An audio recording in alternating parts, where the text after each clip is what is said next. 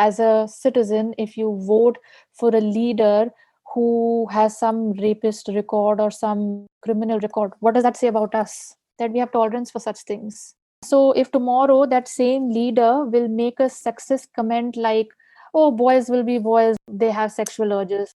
We not only have voted for that, we have stayed silent when they make such statements. Then why do we act so surprised when the government does nothing about the situation of women's safety or makes callous remarks?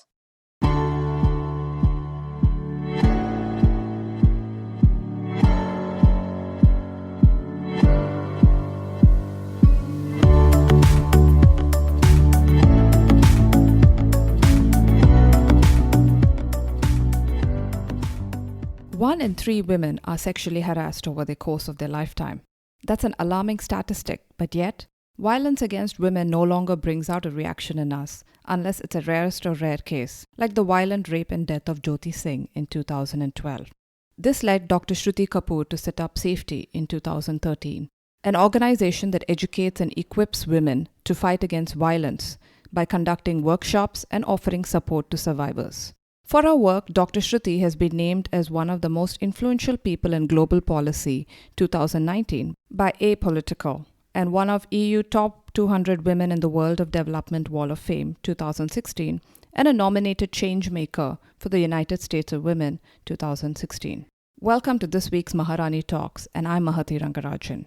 Join me as I discuss with Dr. Shruti Kapoor the steps that need to be addressed to combat this problem. So how have you been? How has the lockdown been? The lockdown has been pretty intense, especially in New York. Early in March, the number of cases was rapidly rising here in the US. And so everything went into a complete lockdown in March. And yeah, we've been pretty much at home, for the past 8 months now. Like most of us, I guess, and adapting to this new way of life. And I have a 4-year-old daughter, so earlier I was the only one working from home. I've always worked from home, but now my husband started working from home, and then my daughter was at home, so it became challenging to balance work and home, and also childcare. So I think that was one of the biggest problems that a lot of parents were facing around the world, that how do you do a full-time job and take care of your child at home to ensure that they're engaged. So yeah, but overall I would say it's been okay. It's been a learning experience. It's been different, but on the positive side, everybody's healthy, everybody's good, everybody's safe. So I think definitely that's something that we can all be grateful for. Yeah. You studied economics and you worked as an economist at the World Bank. Yeah. What made you, shift to being an entrepreneur and start Sayfty? Yeah, so it was interesting because I had never imagined that I would be in this line of work, running an NGO, doing the work that now I've been doing at Sayfty. And I've always been, all my life, most of my life, I've studied economics. And so I consider myself to be, an economist. And it was just so that when I graduated, and there was a year I was teaching economics at Occidental College in Los Angeles. And then my husband, switched jobs and we moved to New York City. And so I was looking for my next job opportunity. And it was just around the time that year, the Nirbhaya rape case happened in December. And I was in between jobs. I was looking for my next opportunity when the case happened. And I remember clearly that it was such a horrific case. And, there was a lot of media attention, but more than that, it was the brutality of the case was so, it was so bad that it just shook everybody, including me. And I just remembered feeling extremely angry and helpless about the situation of women's safety. I grew up in India. So I knew growing up, there were so many restrictions put on women and girls, right? Like on where to go, what to wear, how to behave in public spaces, how not to react when somebody harasses you on the street, how not to say anything about it. And if God forbidden you've been abused, then you just have to keep quiet about the whole thing and never talk about it. So when that incident happened, I think it was an opportunity for me to reconsider and say, okay, you know what, enough is enough. I want to actively do something about this space. And that meant that I want to go beyond raising awareness, just posting on social media. And that's how I decided I'll start Sayfty. So it was, it was the timing was just because I was in between opportunities. I had the time, and so I got into this, and then one thing led to another. And yeah, 6 years later I'm still doing this work. So yeah. That's great you started it, but what were the challenges you faced when you decided to go ahead with it? The challenges are, many, multiple, I would say. Some of them are associated with that of entrepreneurship when you start anything new, Yeah. so, and then others in this line of work is more about shifting mindset. So, initially it was, you're a newer organization. When I started off, I didn't have any funds to begin with. It was just, I'm going to do this on my own, which means I had very little capacity, which means I was doing a lot of the things on my own. I had a very, very small team, or we would hire people as needed, and raising funds was a challenge. So, again, remember, this is coming from a mindset where people don't think that women's safety is really it's so normalized that it's not something that is seen as an issue that one has to invest their time and energy and money into, right? Like, Okay. if you talk to women 6 or 7 years ago when we started off, I remember the big challenge was to convince women and girls. We were providing free self-defense trainings in 2013 and 14 for women and girls, and a lot of them didn't feel the need to take a training like that because of the myth that I'm safe. I don't travel in public transportation, I use my car, or I don't go out late at night alone, or I'm not in that category of girls or women who something could happen to. So how do you change that mindset? How do you tell anybody or everybody that, look, this is a problem that impacts 1 in 3 women around the world. So it's not about what class, what society, what race, or what gender, like what social status you're coming from. You could be in a car or in a really posh party and still get harassed, and what do you do then, right? So how do you prepare yourself for that? Yeah. And so a lot of the initial challenges were overcoming that hump in terms of telling our beneficiaries that this is something you need and you actively have to do something about the issue. You have to start talking about sexual abuse, violence, harassment, and there is no shame. This is not your shame, so don't carry that shame, that it is okay to open up and talk about it. Convincing families, again, during self-defense workshops, if young girls wanted to attend, many a times their parents wouldn't allow them, saying nahi hame nahi chahiye, like, we don't want the girl to go ahead with this, because it was almost thought as a way of the girl retaliating or defying or speaking up against patriarchy, right? In some ways, like, when you are teaching and raising awareness of how to stand up for your rights, Yeah. you are in some sense saying that, speak up against the gender norms, the gender stereotypes that you have been accustomed to all these years, right? And that's not an easy thing to do.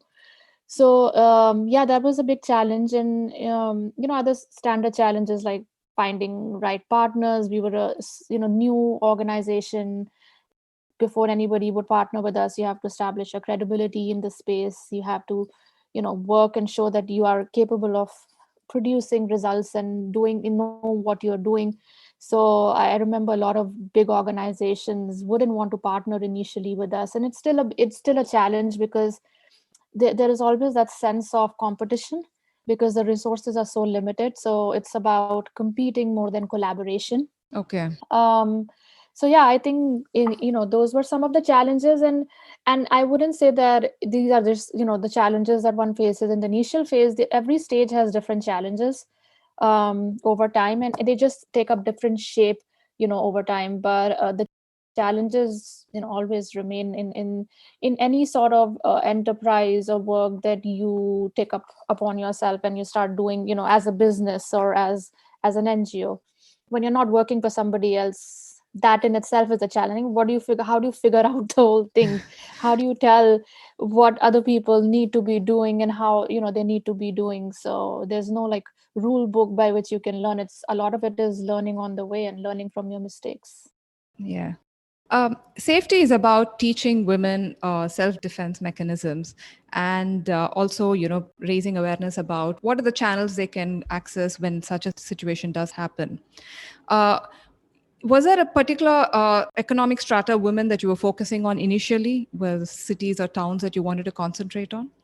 So at the very preface, I will again go back and say that 1 in 3 women are sexually harassed during the course of their lifetime, Yeah, which means 1/3 of the world population of women, which means that there is no strata or there is no A type, right? Who is the one that is getting harassed or abused more.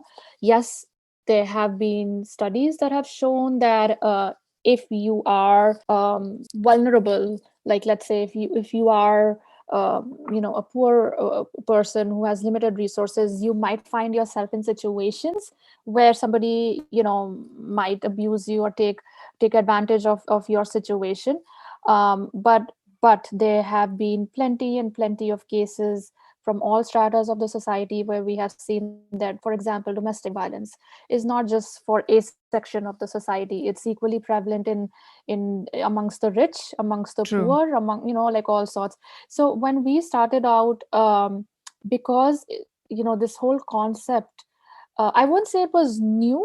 Feminism, standing up for your rights, women's rights have always been there, and there have been organizations. But I think the one thing that happened after the Nirbhaya rape case was that there was a lot more conversation around women's safety, which was non-existent, especially when I was growing up, like in the 80s and the 90s. There were very very few discussions around what one could do if one was sexually abused or has, or even preventive measures, right? So I think that shifted right after the Nirbhaya rape case. And so we were seeing more girls taking up self-defense, or more girls and women buying so many, suddenly there was a whole market for pepper spray in India, right? uh, Even though nobody was really using it, like they would, I personally know of cases where women bought pepper spray and put it in their drawer in the room. Pepper spray, like carry it with you. Yeah. But it was just a shift in mindset, right? Like, okay, here's one thing that I can do for my safety.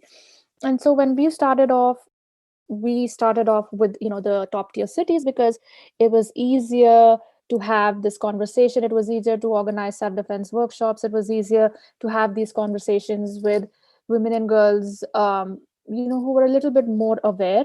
Also, because I'm personally based in New York City, we rely a lot on social media, which means, again, we were tapping into those who were on social media, who were active, through which we could, put out our information and engage with.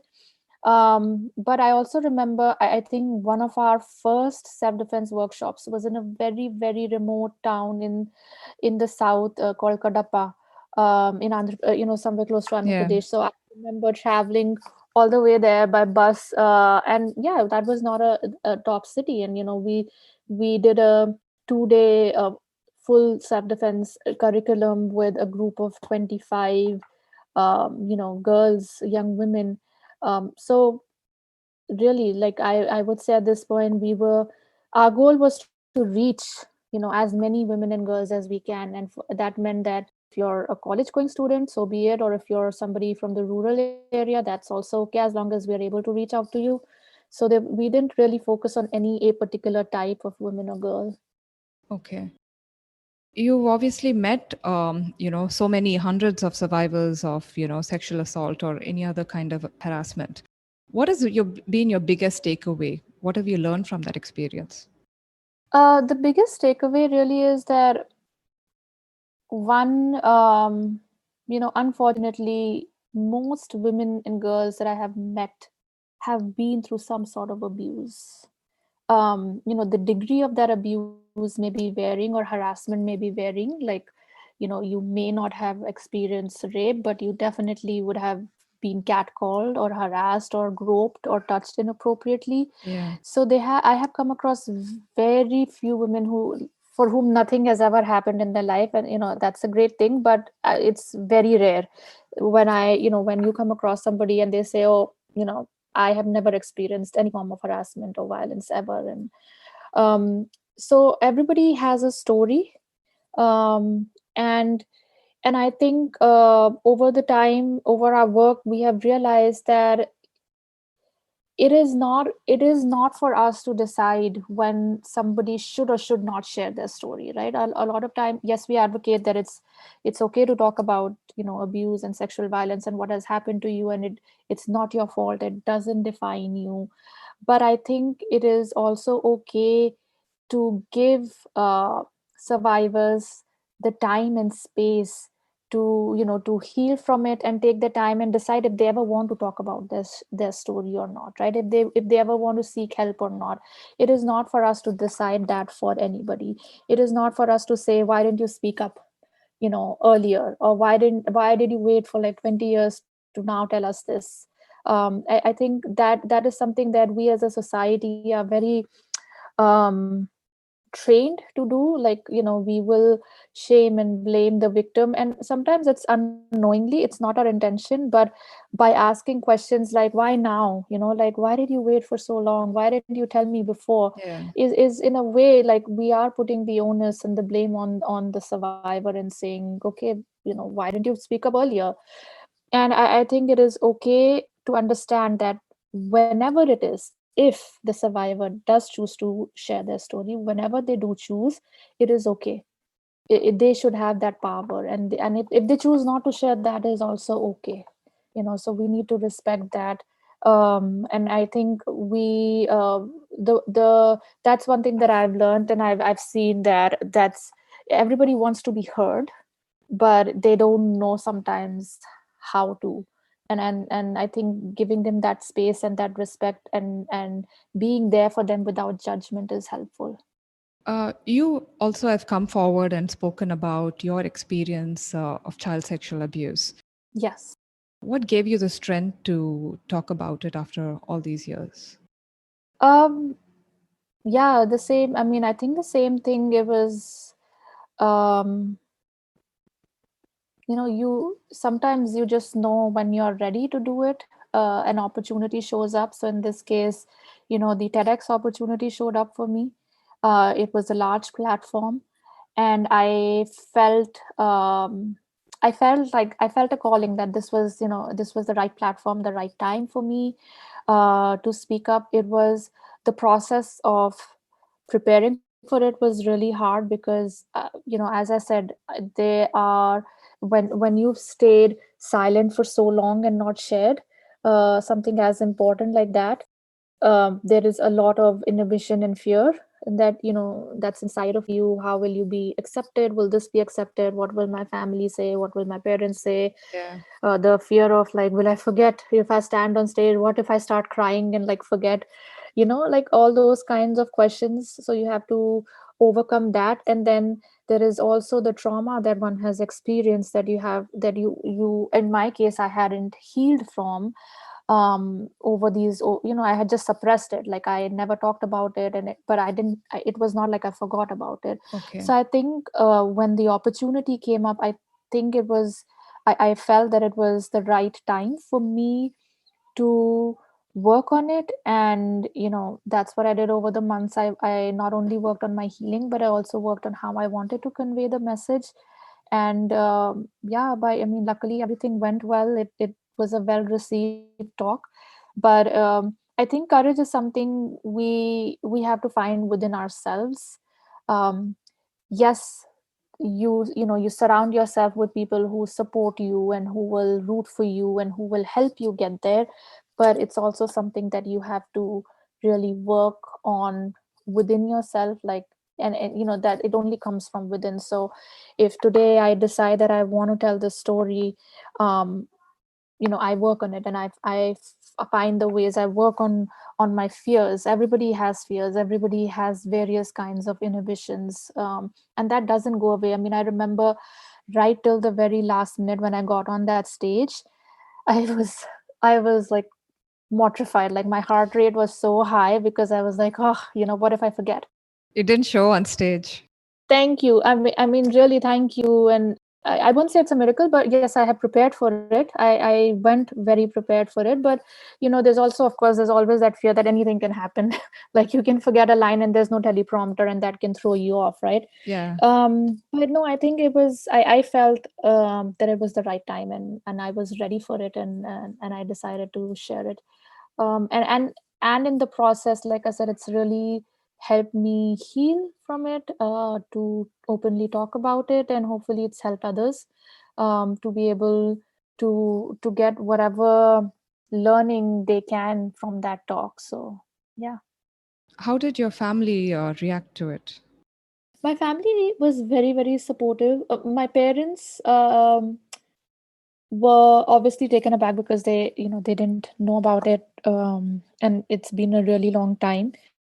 So my not immediate, but the extended family, when they saw the talk, they were extremely supportive. I had at one point thought that people will want to know more details, but the reaction I got was a lot of love, and very little like questioning as to what happened, Yeah. who, why, where, what, which was in some way a relief, because it was like, okay, people are accepting this for what it is. And yes, you may have questions, but nobody really felt the need to dig in deeper. um, and so I actually received a lot of love and like good feedback, and people um, commented that this was a very brave thing for me to do, to talk about it. And I think those forms of encouragement are always helpful, and also like a sigh of relief that, okay, it didn't go in the other direction. Because as you know, in the talk, I talk about being abused by a family member, and so there was a lot of like apprehension about how this would be taken up, and would they want to know, and how would that strain the relationships, and none of that happened. So yeah, my family was very supportive about it. Okay, that's good. And sadly, in most cases, it is like an extended family member that is often the person who's assaulting. Unfortunately, yes, especially in cases of child sexual abuse, I remember, I think it was, I don't remember the exact number now, but in 90% of the cases, the abuser is known Yeah. to the child, so that's how they win your trust, because they're somebody who are in and around you all the time, and then they take you into confidence. So it's not a stranger, it's not somebody, you usually you won't meet somebody outside and the one who will be abusing you. It's somebody who's inside your home and has already won the trust of your family, and so it's easier for them to groom you. That's true. You put together a survivor's toolkit for safety for victims of sexual harassment. Yeah. What was your experience like? What were the differences you saw considering on the paper versus the ground reality? So I think it's one thing to put the information together. Like I can tell people, like the toolkit talks about this a lot. Like, there are different sections in the toolkit. There's a legal, medical, mental health. I was going through it. Yeah. Yeah. So it's one thing to tell somebody that, okay, here is how you file an FIR, right? Here are the steps. Go to the police station, ask to file an FIR. If the police officer refuses, then you can take it up with the superintendent and file a complaint and all of that. Or if you have to go through, I mean, there's a very comprehensive section in the medical section on how the step-by-step guide to a medical examination, and it's a really comprehensive section where we go into every single detail. Like, your clothes should be like this within 48 hours. You should be, going to the hospital to get your medical examination. They will make you stand on a piece of paper, take DNA from here, don't do this, don't, like, don't take a shower, don't do this. Very comprehensive. Yeah. But so yeah, on paper you can tell people about these things, but the ground reality is that when you do go to a police station, your experience can be completely different. Like, you go to a police station and the police officer refuses to believe you. Just last 2 weeks ago, we have recently launched our new app called the My Umber app, Okay. which is based on the Safety Survivors Toolkit. And during that launch event, we had a survivor of domestic violence and abuse join us, and she said that the first time when she went to the police station to file a case, the police officer did not believe her. in fact said that you are lying because she was abused by a family member. And so you go to the police station and there the person is telling you, I don't believe you, you're lying, it must be your fault. um, it takes a lot for a survivor to actually get the courage to say, okay, yes, I will pursue this legally, let me go file an FIR. Okay, so to get to that stage is a lot. Yeah. Once you get there, if the person who's supposed to help you blatantly tells you, I'm not going to help you, you're lying, you must have done something wrong to call upon yourself this incident, then can you imagine what that person goes through, the dilemma that person goes through. So what do you do in this case? Like, on paper, yes, I can go to the superintendent and complain, but what if the superintendent doesn't pay attention? Like, so there's so many things that can go wrong on paper, and they do go wrong on paper, like, sorry, on the ground, right, in reality. Like in the Hathras case that we recently saw in India, I know. It was really sad. it was horrible, horrible. Yeah. Like every possible thing that you can imagine was, I won't even use the word go wrong, it was purposely done. The system, there was a complete breakdown and corruption in the system, right? Like the police people not doing their job correct, then she didn't get the right medical help that she deserved, right? After, unfortunately, after she died, what happened was so disrespectful and so sad, right? So what do you Yeah. do? Like, the family is just left with nothing, and now they're fighting for their rights, for their basic rights. So I think there is a huge gap that exists in our society when it comes to implementation. Like, unfortunately, in India there is no standardized medical procedure for survivors of sexual violence. That means different states follow different medical procedures. So Okay. there is no standardization. It doesn't mean that, like, if you're raped in Maharashtra and you go to the hospital, there'll be some protocol that they are following. If you go in UP, there'll be some other protocol that they are following. So can you imagine the inconsistency in collection of DNA and all sorts of evidence, to get any justice? So I think things are there, but there are huge gaps and loopholes in how they operate and how they function. um, and I think that's a huge challenge for survivors, for women. But if you don't even know of any of these rights to begin with, can you, I mean, the challenge becomes even more, right? Like, if I don't even know that FIR is my right, that nobody can refuse to write an FIR when I go to the police station. Like, if I know my rights, I can at least fight for it, right? Nobody can Yeah. hopefully take me for granted. People will still take you for granted, and you will still have to go through a lot. But at least it's a little bit easier compared to when you don't even know of your rights. So you don't even know, okay, if the police officer says ये नहीं होगा या इसका हम नहीं लिखेंगे, तो you go back home and you're okay, ये police वाला ने नहीं लिखा है. So you don't know that it is your right, he cannot refuse you, right? Yeah. So I think the first step is really to educate yourself of your rights, and if you don't know your rights, you're not going to be able to move ahead in this space. And I think that's where service providers come in. They play a huge role in helping people who are either not aware or don't have the resources and means to move ahead with such situations. Okay. What changes do you think needs to be institutionalized at the policy level or the government level so that on the ground these changes can be reflected? Why is this happening over and over again from Nirbhaya to Hathras? It's a very I find this question very complex because, I mean, what do you think should be, let me ask you this, as a citizen, what do you think is missing, and what should there be? I think though some of the policies are in place, sadly, it's first the mindset. Yeah. The mindset is taking time. Yeah. Yeah.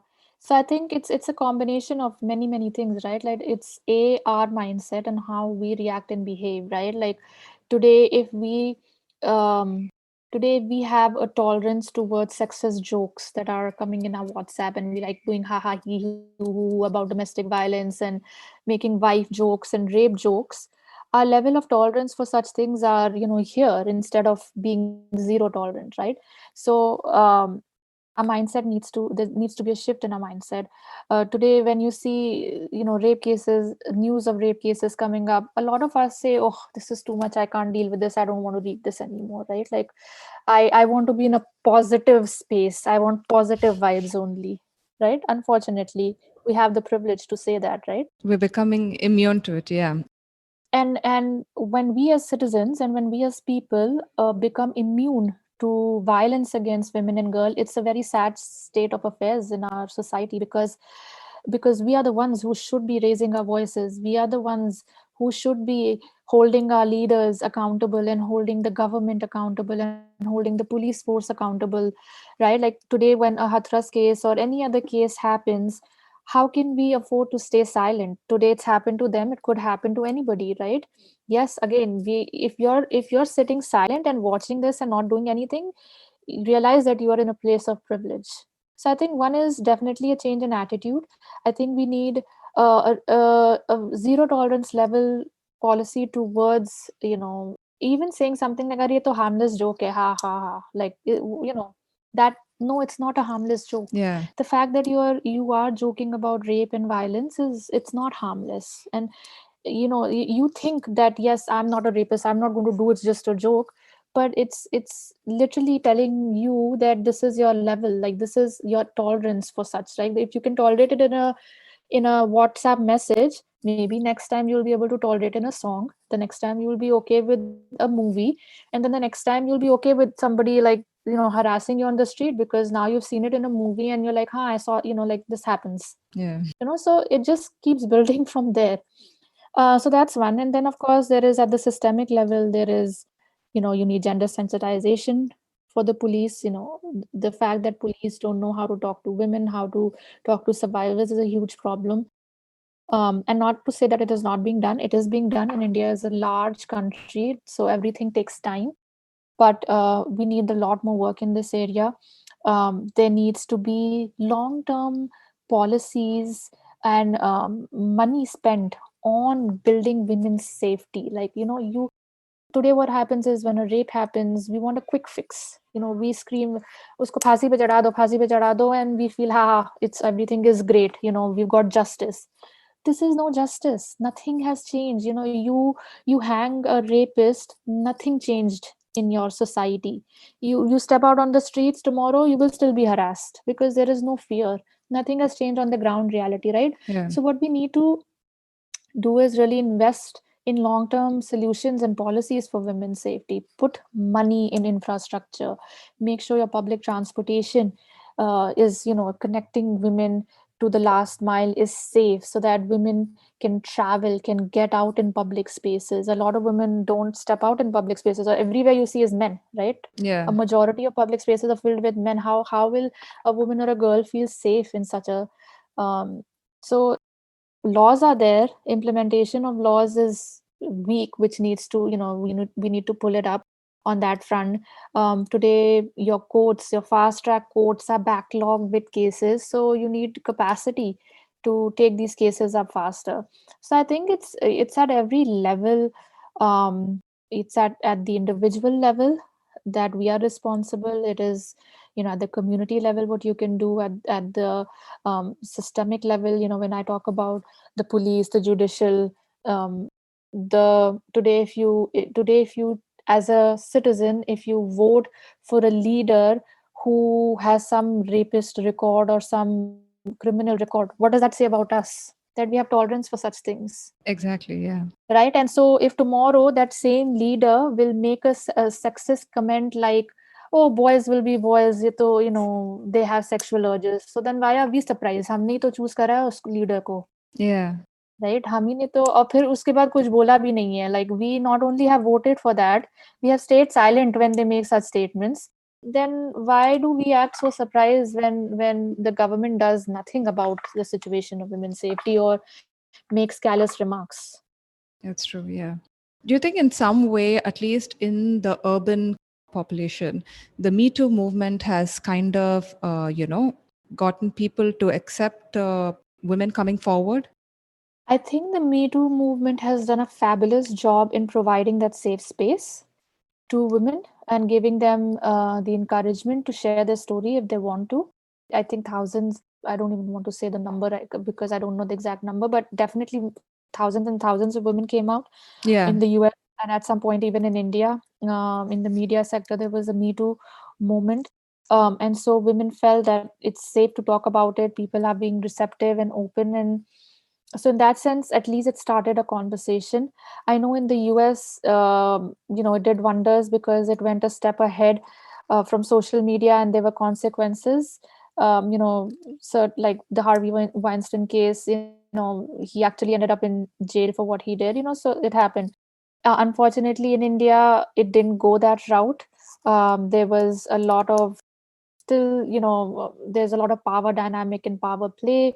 We were all hopeful that something would come out of Bollywood. Nothing, nobody, nothing came out of that. Sadly, that one case was shut off. Yeah. So I think, but having said that, I think it has definitely, it was not a moment, it became a movement which is still there. It's persistent, and it gave survivors the courage to speak up. And not only survivors, it gave people the courage to talk about, have these conversations, right? People started talking about the toxic work environments.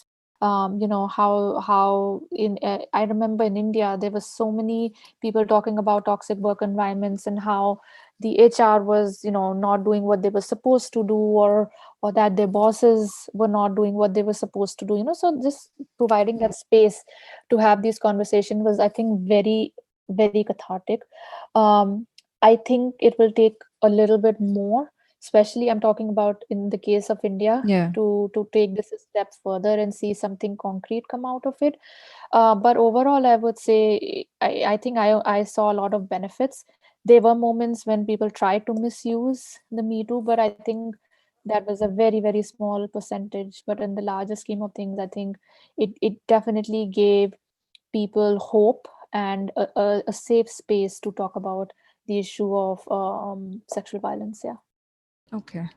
Do you think people are actually aware how the magnitude of sexual violence can actually hamper the economy so that they stop brushing it aside? I don't think people are aware of or even thinking at that level.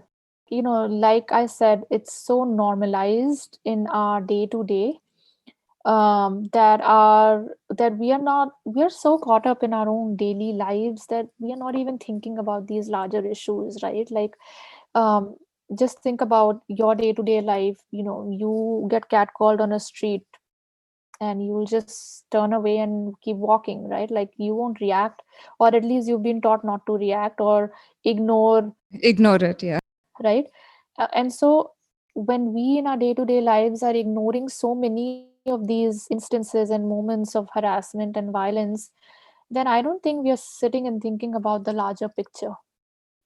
So a lot of people are um, purposely either not thinking, or have don't want to think, or they don't think that this is such a big deal. They don't know that this is such a big deal, because again, we're all sitting in a place of privilege where maybe we haven't been touched by it. Maybe we haven't experienced it, or maybe nobody in our family has been through it to know that it can be such a hell, that can totally turn your life upside down in a way that none of us have experienced. So then when things don't personally touch you, I don't think we really go to that extent unless we are very, very passionately and driven and motivated by doing something. Yeah. What are your plans going forward for safety? My plans, so yeah, like I said, we just launched the app. So do check it out. It's called myumber.org on the website, or you can download it from the Google Play Store. For next year, I think our big plan is to really reach out to women in large numbers, to be able to train them about the app, so that they start using the app more regularly. The Safety Survivors Toolkit is now available in Hindi, English. We just finished the Marathi version of it, so I know there are more plans to scale it up in terms of language and reachability. Okay. And then, looking for the right partners to collaborate with, so that we can amplify our work, reach out to a larger audience, while at the same time, build capacity to be able to continue doing the work that we are doing. That's wonderful. Do you travel often, or do you find the distance a bit of a deterrent? Yeah, now I do find, like, initially when I started off, I did. Now that I have a daughter, it's a little bit harder. My trips to India have become short, like, 5 days and then back and then. But the good thing is that this lockdown has taught us that we can all work from wherever we are. Yeah. And this whole year has been such that everything, when it comes to events or outdoor, is all shut down, so it's also online, in the online space. And then secondly, I think one of my personal goals is also to be able to build that capacity, so that it's not just a small team that is doing the work, that we have more committed people across the globe who are equally passionate about it and can use their skills to further the work that we are doing. Okay. Earlier on in conversation, you were saying how during this lockdown, during the COVID phase, so many women have been affected disproportionately, right? Or women have lost their jobs, or they've given it up because they're not able to manage both the children and households and all that. Yeah. How do you see this playing out post COVID? I mean, what are the repercussions are going to be like? Hard to say yet, because there's a lot of data that's still coming in. But at the very offset, I can tell you that there will be an impact on workforce participation for women, which means, again, your financial independence will eventually get affected. Yeah. If you quit your job, or you're no longer earning, that means then you're relying on your parents or your husband's money financially, which is um never a good situation, in the sense that, especially in the kind of work we do, we always advocate that you should become financially independent. And one of the reasons we say that is because if you ever find yourself in a toxic relationship, women who are financially independent find it easier to walk away from such relationships. When you are, let's say, in a domestic violence situation, dependent on your husband, it's going to be harder for you to walk away from that, Yeah. because where are you going to go? You don't have any money, right? You don't have any job. How are you going to support yourself? So I think, from that sense, it's going to be really hard if women become less independent, financially independent. So we will see that fallout happening.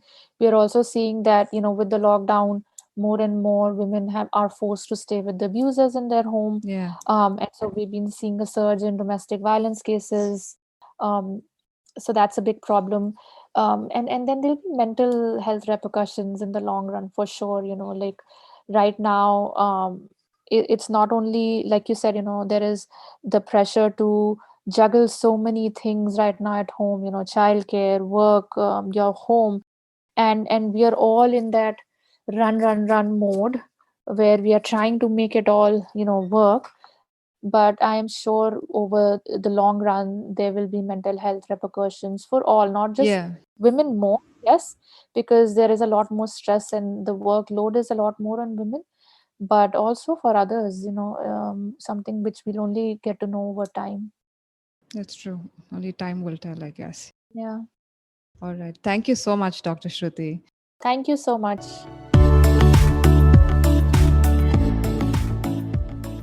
To learn more about Sayfty, do check out their website www.sayfty.com. Take care.